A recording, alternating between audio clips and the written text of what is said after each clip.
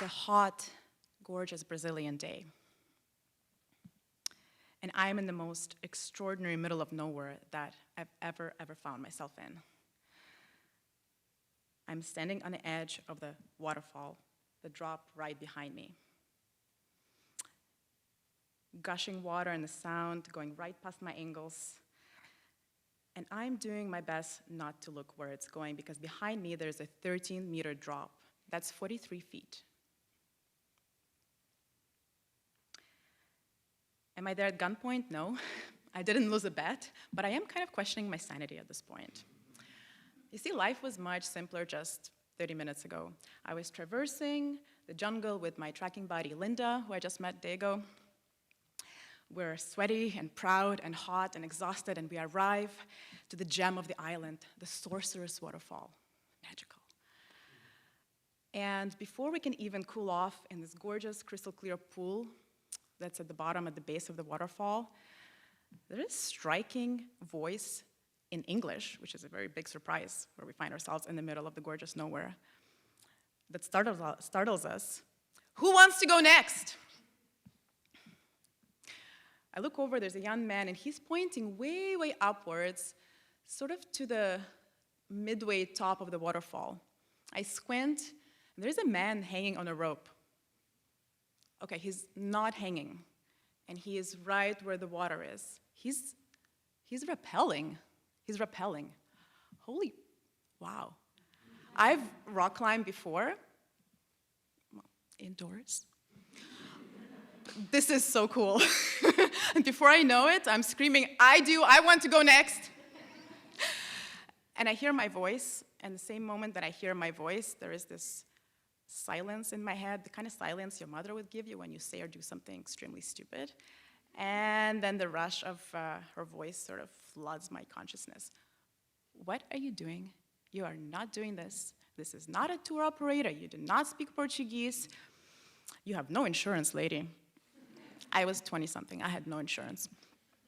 You're not doing this. If you're bleeding, who's going to be scraping you off? Do not do this. Now, the excitement that I had is very quickly extinguished from the fire hose of my mother that I know so well.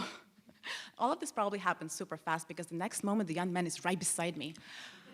Hi, I'm Yuri. You want to be going next? Super. That's Paulo up there. You know, we're local. He's doing this all the time. He's from Rio. He comes here and he loves doing this for the tourists. He's been doing this forever. He has all the gear. He always brings it with him. Da-da-da-da-da-da-da. Before I know it, every single concern that I had is somehow magically addressed. Could this be a sign? While the gears are clicking really hard in my head, next voice I heard is Linda, my traveling buddy. Oh, I'm going, Darya, are you coming? Before I know it, I'm seeing them traverse the pool to the edge of the waterfall and up the little trail, and I'm kind of left behind. There's no way that Linda is gonna go and do that while I'm staying back here. No. So I tell the nervousness in my head to shut up, and I follow suit. We're at the top. As luck would have it, I'm the first one to get instructed and rappel. Okay, but you know what? It's fine. The weather is gorgeous. There's a beautiful 360 view of the treetops of the jungle. Sun is shining. I'm good. Everything is good. Paulo, the rappeller, just instructed me. Yuri translated it meticulously. We, practice pretend. One hand in front, one hand behind.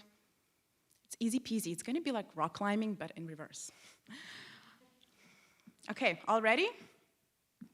We're on the edge of the waterfall, the drop behind. I'm ready. It's great. Paulo's on my right, and he's smiling. He looks over at me, and he says something.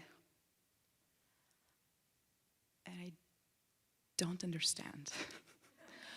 I search for Yuri's eyes, and he's somewhere talking to Linda, and I look to the left, and I look to the right. And then I probably do a mistake, and I look behind me.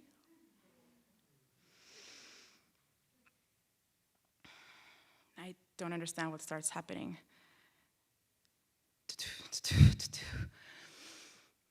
I'm on the edge, don't look down. I'm on the edge, don't look down. I'm on the edge, don't look down. That looks like 30 meters and not 13. And all of a sudden, this cold rush of I God knows what I don't know, God knows what, comes right from under my feet. I feel like through the rocks, up my spine, and has its tight grip at my throat. And I don't care that the sun is shining. I don't care about the instructions. I don't care about all the signs. I could care less about Linda in this moment. I don't want to die today. I can't do this. I can't do this. This moment, Paulo seems to try to say something now in broken English, which I cannot imitate. So he asks me, "Are you ready?" No, thank you, I'd like to say. But instead, I kind of just mumble what I can. I cannot do this. He chooses not to hear me. Like, I get really frustrated in the moment. Somehow I can summon a voice inside of me and all of a sudden remember Portuguese.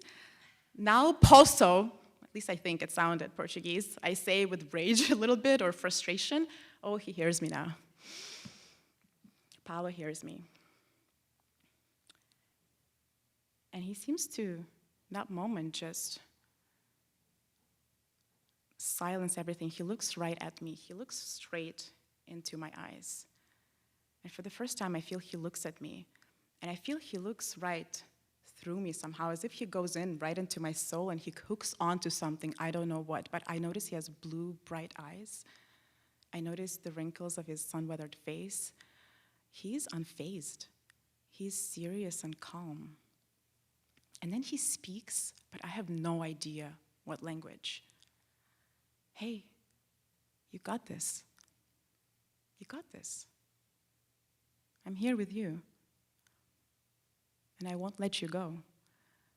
And he points to the one thing I missed to see. We're attached by this thick climber's cord, body to body, body to universe. And he won't let me go. And in that moment, I'm overcome by this supernatural calm that just kind of descends on me, and an inner stillness.